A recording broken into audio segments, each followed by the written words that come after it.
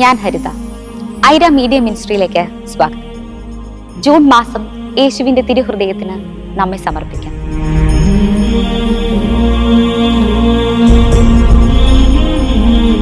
പരിശുദ്ധ മറിയത്തിന് പ്രത്യേകം സമർപ്പിക്കപ്പെട്ട മെയ് മാസത്തിനു ശേഷം ഇതാ നാം ജൂൺ മാസത്തിലേക്ക് പ്രവേശിച്ചിരിക്കുകയാണ്. ജപമാല അർപ്പിച്ചും പരിശുദ്ധ അമ്മയോടുള്ള പ്രത്യേക പ്രാർത്ഥനകളും അർപ്പിച്ചുകൊണ്ട് ആത്മീയ ജീവിതത്തിന് പുതിയൊരു ഉണർവ് നേടിയിരിക്കുന്ന ഈ സമയത്ത് പരിശുദ്ധ അമ്മയുടെ ഒരു ക്ഷണമാണ് തന്റെ തിരുക്കുമാരന്റെ തിരുഹൃദയത്തിലേക്ക് നമ്മുടെ ദൃഷ്ടികൾ ഉറപ്പിക്കുവാനും ആ തിരുഹൃദയ സ്നേഹത്തിൽ നമ്മുടെ ജീവിതത്തിന്റെ അടിസ്ഥാനം ഉറപ്പിക്കുവാനും. ഇന്ന് ലോകം മുഴുവൻ യുദ്ധങ്ങളുടെയും അക്രമങ്ങളുടെയും വെല്ലുവിളികളുടെയും മത്സരത്തിന്റെയും സംഘർഷങ്ങളുടെയും ഒക്കെ പിരിമുറുക്കത്തിലൂടെയാണ് കടന്നുപോയിക്കൊണ്ടിരിക്കുന്നത്. സ്നേഹം നടിച്ചുകൊണ്ട് മറ്റുള്ളവരുടെ തങ്ങളുടെ ആവശ്യാനുസരണം ആകർഷിക്കുകയും എന്നാൽ ആത്മാർത്ഥത ഒട്ടും ഉൾക്കൊള്ളാതിരിക്കുകയും ചെയ്യുന്ന ഒരു മായിക ലോകം നമുക്ക് ചുറ്റും സൃഷ്ടിക്കപ്പെട്ടുകൊണ്ടിരിക്കുന്നു എന്നതിൽ തെല്ലും സംശയമില്ല. ഈ ഒരു സാഹചര്യത്തിൽ മനുഷ്യ ജീവിതത്തിന് ഏറെ ആശ്വാസവും സന്തോഷവും പകരുന്നതാണ് യേശുവിന്റെ തിരുഹൃദയത്തോടുള്ള ഭക്തി. ക്രൈസ്തവ കുടുംബങ്ങളിൽ പാരമ്പര്യമായി അർപ്പിക്കപ്പെടുന്ന യേശുവിന്റെ തിരുഹൃദയ പ്രതിഷ്ഠ ഇത്തരുണത്തിൽ സ്മരിക്കപ്പെടേണ്ടത് ഏറെ ആവശ്യവുമാണ്. ഫ്രാൻസിസ് പാപ്പ ഒരിക്കൽ തിരുഹൃദയ വണക്ക മാസത്തിന്റെ അവസരത്തിൽ വിശ്വാസ സമൂഹത്തോട് പറഞ്ഞത് ഇങ്ങനെയാണ്: തന്റെ ജീവിതത്തിൽ കുഞ്ഞുനാൾ മുതൽ ക്രിസ്തുവിന്റെ തിരുഹൃദയത്തോടുള്ള ആഴമായ സ്നേഹം രൂപപ്പെട്ടത് യേശുവെ, എന്റെ ഹൃദയത്തെ നിന്റെ ഹൃദയത്തോട് അനുരൂപമാക്കണമേ എന്ന മുത്തശ്ശി പഠിപ്പിച്ച പ്രാർത്ഥനയിലൂടെയായിരുന്നു എന്നാണ്. യേശുവെ, എന്റെ ഹൃദയത്തെ നിന്റെ ഹൃദയത്തോട് അനുരൂപമാക്കണമേ എന്ന കുഞ്ഞു പ്രാർത്ഥന ഓരോ വിശ്വാസിയും പലവട്ടം ഉരുവിടുകയും കുഞ്ഞുങ്ങളെ പഠിപ്പിക്കുകയും ചെയ്യണമെന്നും അദ്ദേഹം ഏവരെയും ആഹ്വാനം ചെയ്തു. ദൈവശാസ്ത്രമോ ആധുനിക ശാസ്ത്രത്തിന്റെ നൈപുണ്യമോ ഒന്നുമില്ലാതെ നമ്മുടെ പൂർവികർക്കറിയാമായിരുന്നു തിരുഹൃദയത്തിന്റെ സ്നേഹശാസ്ത്രം. അത് വരും തലമുറകളിലേക്കും അവർ കൈമാറി. ഈശോയുടെ തിരുഹൃദയത്തിന്റെ രൂപത്തിനു മുന്നിൽ കൈകോപ്പി പ്രാർത്ഥനാപൂർവം നിന്നാണ് ക്രൈസ്തവ കുടുംബത്തിലെ ഓരോ ശിശുവും വിശ്വാസത്തിലും ദൈവഭക്തിയിലും വളരുവാൻ തുടങ്ങുന്നത്. ഓരോ വർഷവും തിരുഹൃദയ പ്രതിഷ്ഠ നടത്തി നമ്മുടെ കുടുംബങ്ങളെ, സമൂഹങ്ങളെ, വ്യക്തികളെ ഈശോയുടെ തിരുഹൃദയത്തിന് സമർപ്പിക്കുന്നുണ്ട്. അതുവഴി തിരുഹൃദയനാഥന്റെ സംരക്ഷണം മറ്റെന്തിനേക്കാളും വലുതായി നാം പ്രഘോഷിക്കുന്നു. നമ്മുടെ തോൽവിയുടെ, ഇടർച്ചയുടെ, നൊമ്പരങ്ങളുടെ ദിനങ്ങളിൽ സ്നേഹത്തിന്റെ ചൂട് പകരുന്ന സ്രോതസ്സാണ് ക്രിസ്തുവിന്റെ തിരുഹൃദയത്തിന് ക്രൈസ്തവരുടെ ജീവിതങ്ങൾ തന്നെ സാക്ഷി. യേശുവിന്റെ സ്നേഹത്തെ കേവലം വാക്കുകളിൽ ഒതുക്കി നിർത്തുവാൻ സാധിക്കുകയില്ല. ഇത് ഭൂതകാലത്തിൽ അവസാനിച്ച ഒരു സ്നേഹമല്ല, മറിച്ച് സ്നേഹിച്ചതിന്റെ അനുഭവങ്ങൾ 2025 വർഷങ്ങൾക്ക് ശേഷം ഇന്നും സജീവമായ ജീവിതത്തിന്റെ ഓരോ അവസ്ഥകളിലും നിലനിൽക്കുന്നതിനാൽ തിരുഹൃദയ ഭക്തി ഏറെ സജീവമായി നമ്മുടെ സമൂഹങ്ങളിൽ ഇന്നും നിലനിൽക്കുന്നുണ്ട്. ഞാൻ നിന്നെ സ്നേഹിക്കുന്നു എന്ന് 1000 തവണ ആവർത്തിക്കുകയും എന്നാൽ ഒരു തവണ പോലും അത് പ്രകടിപ്പിക്കാതിരിക്കുകയും ചെയ്യുന്ന ഒരു ജീവിത അന്തരീക്ഷത്തിൽ വാഗ്മയ ചിത്രങ്ങളുടെ ആഡംബരം കൂടാതെ ജീവൻ സമർപ്പിച്ചുകൊണ്ട് യേശു പറഞ്ഞ ഒരേ ഒരു വചനം ഇതാണ്: ഞാൻ നിന്നെ സ്നേഹിക്കുന്നു എന്ന്.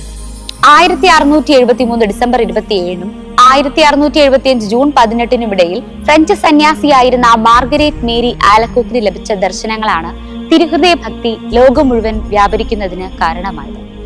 ഈ തിരുഹൃദയ ഭക്തി ലോകത്തിന്റെ എല്ലാ കോണുകളിലേക്കും പ്രചരിപ്പിക്കണമെന്ന ആലക്കോക്കിന് ദൈവം നൽകിയ നിർദ്ദേശമായിരുന്നു.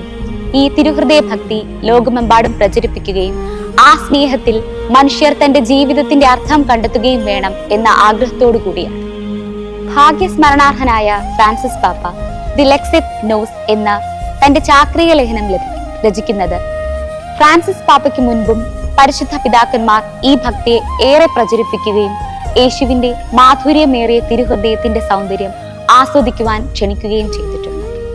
യേശു ക്രിസ്തുവിന്റെ അനന്തമായ സ്നേഹത്തിന്റെ പ്രതീകവും സുതാര്യവുമായ പ്രതിച്ഛായയുമാണ് തിരുഹൃദയം എന്നും യേശു ക്രിസ്തുവിന്റെ ഈ സ്നേഹത്തിന് പകരം നൽകുവാൻ അയോഗ്യമെങ്കിലും നമ്മുടെ സ്നേഹത്തിന് മാത്രമേ സാധിക്കുകയുള്ളൂ എന്ന് ലിയോ 13 പാപ്പ പറഞ്ഞിട്ടുണ്ട്. ലിയോ 14 പാപ്പയും തന്റെ ചുരുങ്ങിയ ശുശ്രൂഷ കാലയളവിൽ അനേകം തവണ യേശുവിന്റെ സ്നേഹത്തെ ജീവിതത്തിൽ ഉൾക്കൊള്ളുന്നതിന്റെ ആവശ്യകതയെ പറ്റി എടുത്തു പറഞ്ഞിട്ടുണ്ട്. നമ്മെ തന്നെ യേശു ക്രിസ്തുവിന് സമർപ്പിക്കുകയും ഐക്യപ്പെടുകയും ചെയ്യുക എന്നതാണ് തിരുഹൃദയത്തിന്റെ ഏറ്റവും മഹത്തായ ഭാഗം. അതായത് യേശുവിന്റെ തിരുഹൃദയത്തിന്റെ മാധുര്യം ആസ്വദിക്കുകയും ആ മാധുര്യം നമ്മുടെ ജീവിതങ്ങൾ വഴിയായി മറ്റുള്ളവർക്ക് പകർന്നു കൊടുത്തുകൊണ്ട് അവരെയും യേശുവിന്റെ തിരുഹൃദയത്തിലേക്ക് അടുപ്പിക്കുക. അതിനായി ഈ ജൂൺ മാസം നമ്മെ സംബന്ധിച്ചിടത്തോളം പ്രേക്ഷിത പ്രവർത്തനത്തിന്റെ ഒരു കാലഘട്ടം കൂടിയാണ്. യവന സാഹിത്യത്തിൽ ഹൃദയത്തെ സൂചിപ്പിക്കുന്ന വാക്ക് കാർഡിയ എന്നതാണ്. ഇത് മനുഷ്യന്റെ ആന്തരികതയെ എടുത്തു കാണിക്കും. പ്രശസ്തമായ ഹോമറിന്റെ ഇലിയഡിൽ ചിന്തയും വികാരവും ഹൃദയത്തിന്റെ പ്രവർത്തനങ്ങളാണെന്നും പ്രധാനപ്പെട്ട തീരുമാനങ്ങൾ രൂപപ്പെടുന്ന സ്ഥലം ഹൃദയമാണെന്നും പറയുന്നു. ഇപ്രകാരം മനുഷ്യ ജീവിതത്തിന്റെ ഏറ്റവും പ്രധാനപ്പെട്ട തീരുമാനങ്ങളുടെയും വികാരങ്ങളുടെയും ഉറവിടമായ ഹൃദയത്തെ യേശുവിന്റെ ഹൃദയത്തോട് അനുരൂപപ്പെടുത്തുകയാണെങ്കിൽ ഈ ലോകം എത്രയോ സുന്ദരമായി തീരുമായിരുന്നു. വളരെ ചെറിയ കാര്യങ്ങളിൽ പോലും മനസ്സുമടുത്തു പോകുന്ന ഒരു തലമുറയിലാണ് നാം ഇന്ന് ജീവിക്കുന്നത്. ലളിതമായ കാര്യങ്ങൾക്ക് പോലും ജീവിതം അവസാനിപ്പിക്കുന്ന ജനത നമുക്കൊരു തീരാവേദനയായി മാറിക്കൊണ്ടിരിക്കുന്ന ഒരു കാലഘട്ടമാണ്. ആത്മീയതയിൽ വഴികാട്ടേണ്ടവർ പോലും ഇത്തരത്തിലുള്ള പ്രവണതകൾക്ക് വശംവദരാകുമ്പോൾ യേശുവിന്റെ തിരുഹൃദയ ഭക്തിയുടെ മാഹാത്മ്യം നാം തിരിച്ചറിയണം. യേശുവിന്റെ തിരുഹൃദയത്തിൽ നിന്നും നമുക്കായി നൽകുന്ന വചനങ്ങളെ ജീവിതത്തിൽ ശ്രവിക്കുന്നതിനും അതിനനുസരിച്ച് ജീവിതം കരുപിടിപ്പിക്കുന്നതിനും നാം തയ്യാറാവണം എന്നും ഈ തിരുഹൃദയ മാസം നമ്മെ ഓർമ്മപ്പെടുത്തുന്നുണ്ട്. എമ്മാവോസിലേക്ക് യാത്രയായ ശിഷ്യന്മാരുടെ അനുഭവം നമുക്ക് ഇത്തരുണത്തിൽ ഒരു വലിയ മാതൃകയാണ്. വിശുദ്ധ ലൂക്കായുടെ സുവിശേഷത്തിൽ പറയുന്നത് ഇപ്രകാരമാണ്: അവൻ വഴിയിൽ വച്ച് നമ്മോട് സംസാരിച്ചപ്പോൾ നമ്മുടെ ഹൃദയം ജ്വലിച്ചിരുന്നില്ല. യേശുവിന്റെ വാക്കുകൾ ശിഷ്യന്മാരുടെ ഹൃദയത്തിൽ പകർന്ന ആത്മാവിന്റെ അഗ്നി ഹൃദയങ്ങൾ തമ്മിലുള്ള ബന്ധത്തെയാണ് എടുത്തു കാണിക്കുന്നത്. യേശുവിന്റെ ഹൃദയവും ശിഷ്യന്മാരുടെ ഹൃദയവും തമ്മിലുള്ള അഭേദ്യമായ ബന്ധം. ഇത് ആത്മാർത്ഥതയുടെ കൂടിച്ചേരലാണ്. മനുഷ്യന്റെ ഹൃദയത്തിൽ കിടക്കുന്ന സംശയങ്ങൾക്ക് ആധികാരികതയുടെയും യാഥാർത്ഥ്യത്തിന്റെയും ശക്തി പകർന്നുകൊണ്ട് വ്യക്തിപരമായി മറുപടി നൽകുന്ന യേശുവിന്റെ തിരുഹൃദയം. ന്യായാധിപന്മാരുടെ പുസ്തകത്തിൽ ഇപ്രകാരമാണ് ഹൃദയത്തെ പറ്റി പറയുന്നത്: നിന്റെ ഹൃദയം എന്നോടൊപ്പം ഇല്ലാത്തപ്പോൾ ഞാൻ നിന്നെ സ്നേഹിക്കുന്നു എന്ന് നിനക്കെങ്ങനെ പറയാൻ കഴിയും? അതിനാൽ പരസ്പരമുള്ള ബന്ധങ്ങളെ കൂട്ടിയിണക്കുന്നതിന് സ്നേഹത്തിന്റെ ഉറവിടമായ ഹൃദയമാണ്. അതുകൊണ്ട് മാധുര്യമേറിയ യേശുവിന്റെ തിരുഹൃദയമേ എന്ന പ്രാർത്ഥനയിൽ നാം ഉരുവിടുന്നു. ഈ വർഷം തിരുഹൃദയ മാസത്തിന്റെ മറ്റൊരു പ്രത്യേകത അത് ജൂബിലി വർഷത്തിൽ ആഘോഷിക്കപ്പെടുന്നു എന്നതാണ്. ഈ 2025 ജൂബിലി വർഷത്തിൽ യേശുവിനെ കുറിച്ചുള്ള സജീവവും ഹൃദയാത്മകവുമായ സ്മരണയാണ് പ്രത്യാശയിലേക്കുള്ള തീർത്ഥാടനത്തിൽ നമ്മെ സഹായിക്കുന്നത്.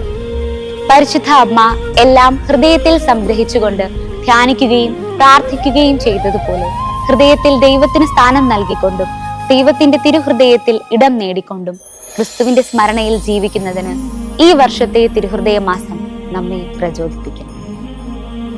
ഉപഭോഗ സംസ്കാരവും ഉപരിപ്ലവമായ ബന്ധങ്ങളും ഇന്ന് മനുഷ്യ ജീവിതത്തെ ശൂന്യതയിലേക്ക് നയിക്കുമ്പോൾ ഹൃദയത്തിന്റെ പ്രാധാന്യം വീണ്ടെടുക്കുന്നതിന് ഈ തിരുഹൃദയ മാസം നമ്മെ സഹായിക്കുന്നു. സാമ്പത്തിക ബന്ധങ്ങൾക്കപ്പുറം സാമൂഹിക ബന്ധങ്ങൾ മെച്ചപ്പെടുത്തുന്നതിന് സാമ്പത്തിക പ്രതിസന്ധികളും അനീതികളും മനുഷ്യ ജീവിതത്തെ കമ്പോളവൽക്കരിക്കുന്ന അവസ്ഥകളെ ഒഴിവാക്കുന്നതിനും ഈ മാസം നമ്മെ പ്രചോദിപ്പിക്കുന്നു.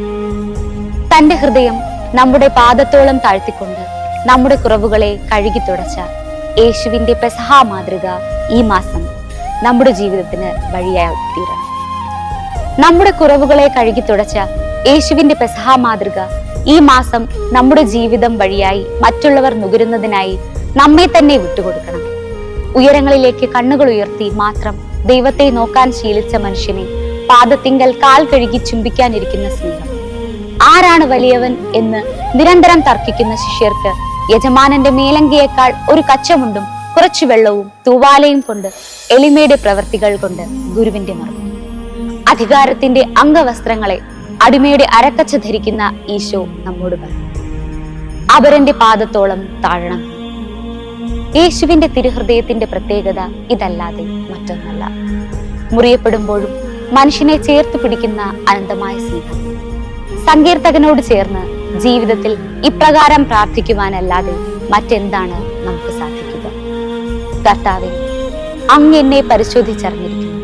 ഞാൻ ഇരിക്കുന്നതും എഴുന്നേൽക്കുന്നതും അങ്ങറിയും.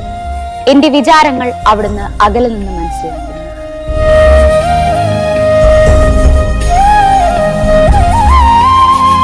നന്ദി. മറ്റൊരു വിശേഷവുമായി വീണ്ടും കാണാം.